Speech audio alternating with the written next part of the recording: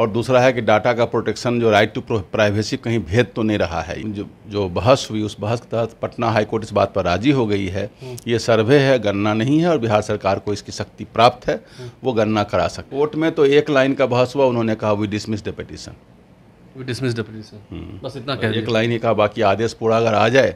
नमस्कार, मेरा नाम आलोक है। आप लाइव सीरीज देख रहे हैं। बिहार सरकार यानी कि नीतीश कुमार और तेजस्वी यादव की सरकार जीत गई है जाति आधारित गणना को लेकर के जो याचिका दायर की गई थी, जिस पर पटना हाईकोर्ट ने रोक लगा दी थी। अब उस याचिका को ही खारिज कर दिया गया है। पटना हाईकोर्ट के मुख्य न्यायाधीश न्यायमूर्ति के विनोद चंद्रन ने इस मामले पर सुनवाई करते हुए, इस खंडपीठ मामले पर सुनवाई करते हुए इस याचिका को खारिज कर दिया है। उस वक्त कोर्ट में डीपी सिंह जी, जो कि सीनियर एडवोकेट हैं पटना हाईकोर्ट के, वो भी मौजूद थे। लंबे समय से मामला चल रहा था, 7 जुलाई तक ही बहस हुई थी।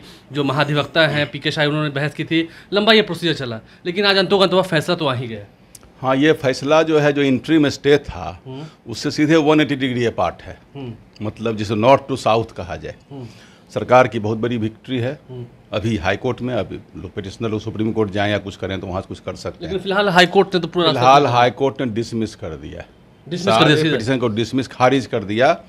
जो पहले उन्होंने इंटरिम स्टे में कहा कि ये सर्वे है, सेंसस है, सेंसस नहीं, सेंसस ही है, सर्वे नहीं है। सेंसस का पावर तो आप जानते हैं कि केंद्र सरकार को शेड्यूल 7 लिस्ट 1 में भारत सरकार को पावर है, उसमें सेंसस एक्ट है, उसके तहत किया जाता है।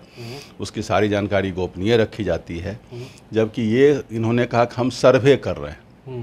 तो सर्वे को पिछले बार हाई कोर्ट ने कहा सर्वे मतलब विचारों का सर्वे, व्यवहार का सर्वे मतलब कास्ट की गिनती नहीं हो सकती।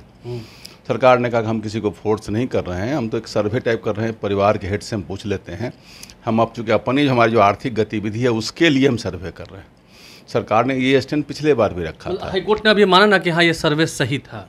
हाईकोर्ट का भी पूरा आदेश नहीं आया है, लेकिन एज ऑन डेट सरकार ने, पटना उच्च न्यायालय ने सारे पिटीशन को खारिज कर दिया। खारिज कर दिया। आप तो उस वक्त कोर्ट में भी यहाँ करते थे जब इसको लेकर बहस होती थी। जो इसके खिलाफ याचिका दायर किए थे लोग, सुप्रीम कोर्ट के भी वकील आए थे। क्या लगता था उस वक्त? लगता था कि ये सब मामले हो रहे हैं, क्योंकि पहले तो हाईकोर्ट ने इस पर अंतरिम रोक लगाई थी ना।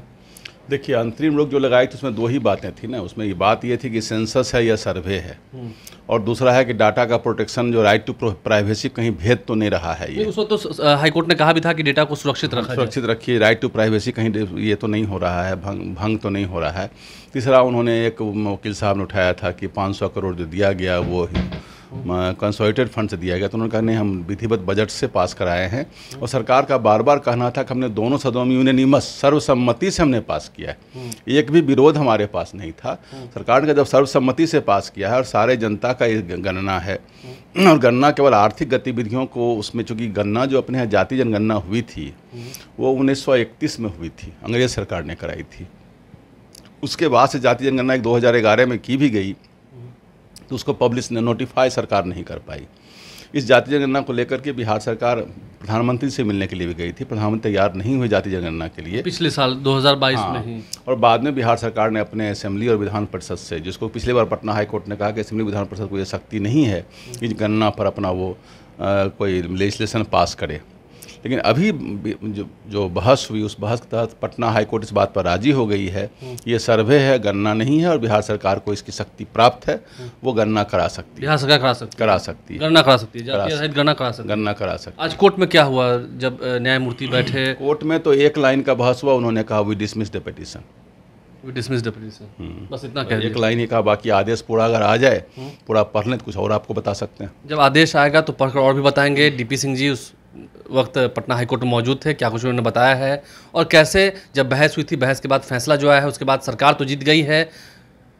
पटना हाईकोर्ट के सीनियर वकील हैं डीपी सिंह जी, उन्होंने क्या कुछ कहा है आपने सुना है। आप लाइव सीरीज से बने हैं, हमारे चैनल को सब्सक्राइब कर लें, साथ साथ फेसबुक पेज भी लाइक करें। धन्यवाद।